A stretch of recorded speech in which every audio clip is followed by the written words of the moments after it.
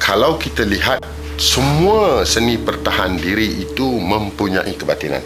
Kebatinan ini kepercayaan mereka boleh dilalu atas api, mereka boleh dibakar, mereka boleh jalan di atas bara api dan sebagainya. Ini mungkin diamalkan oleh banyak seni-seni pertahan diri. Tetapi sebenarnya dalam silat lincah kita tidak ada kebatinan. Kebatinan ini sudah satu bahasa yang kita gunakan, sudah jadi bahasa terbuka. Apa aja kebatinan, batin. Sebenarnya di dalam silat sebenarnya tidak ada perkataan batin, tetapi mempunyai perkataan rohani. Rohani mana satu ilmu ketahanan dalaman yang luar biasa.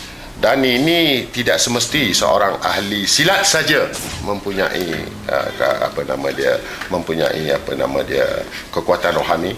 Malah kepada mereka yang lain, ahli-ahli sofi, ahli-ahli tasawuf, ahli-ahli yang lain, sekiranya mereka juga mempunyai satu pegangan, misal kata mereka yakin dengan satu perkataan Bismillahirrahmanirrahim, jadi saya rasa mereka juga boleh mempunyai ketahanan rohani yang dianuti oleh orang silat sendiri.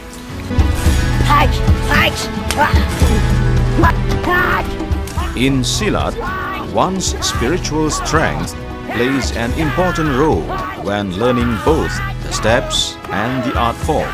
It is to test the ability and the capability of one's body resistance, being beaten, stabbed, or attacked by any sharp weapon such as a stick, rattan, sword, etc., without causing any pain or internal injuries. Dalam latihan-latihan biasa, apabila seorang murid telah sampai ke tahap yang tinggi, kita menguji mereka seperti lompat 30 kaki ataupun 40 kaki, menembusi kaca dan menembusi benda-benda yang bahaya. Jadi ilmu silat kita belajar ialah untuk mempertahankan diri, dan ia digunakan untuk waktu berlawan dan sebagainya. Jadi bukan mudah apabila satu orang kita suruh dia melompat 30 kaki dan 40 kaki. Saya percaya dan saya pasti kalau dia bukan seorang ahli silat, bukan seorang ahli rohani, saya percaya apabila dia lakukan itu, dia akan mendapat kecederaan.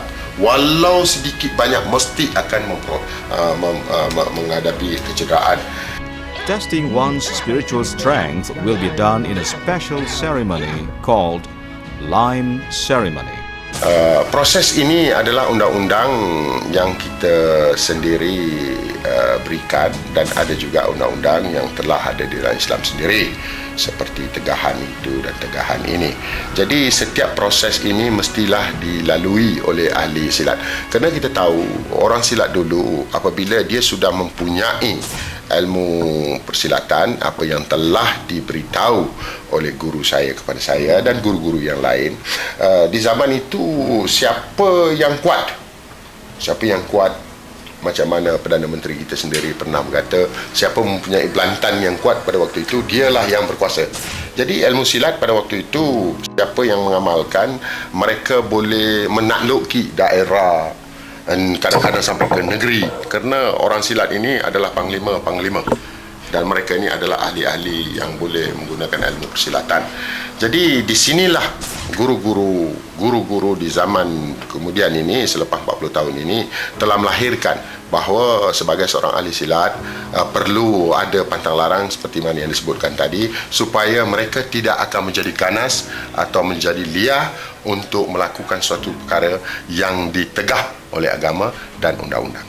Lime ceremony will be held when silat practitioners are ready to be tested. Before undergoing the test, they will be taught in rotation to meditation, spiritual training. They will also need to obey the rules and regulations set by the association before the day.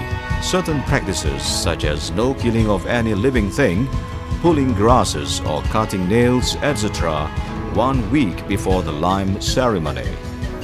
The practitioners to be tested need to bring all that is necessary for the adat berlimau.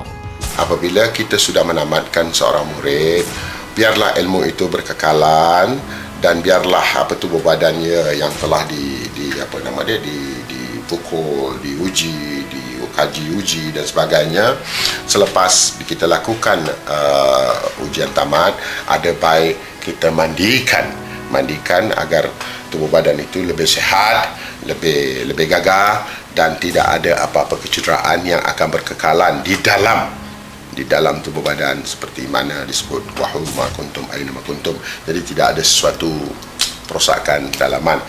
In this ceremony, those involved will swear to be faithful to God and the country. This discipline will help to build their self-esteem. Sekiranya diperlukan oleh Pertubuhan Seni Silat Lincah Malaysia.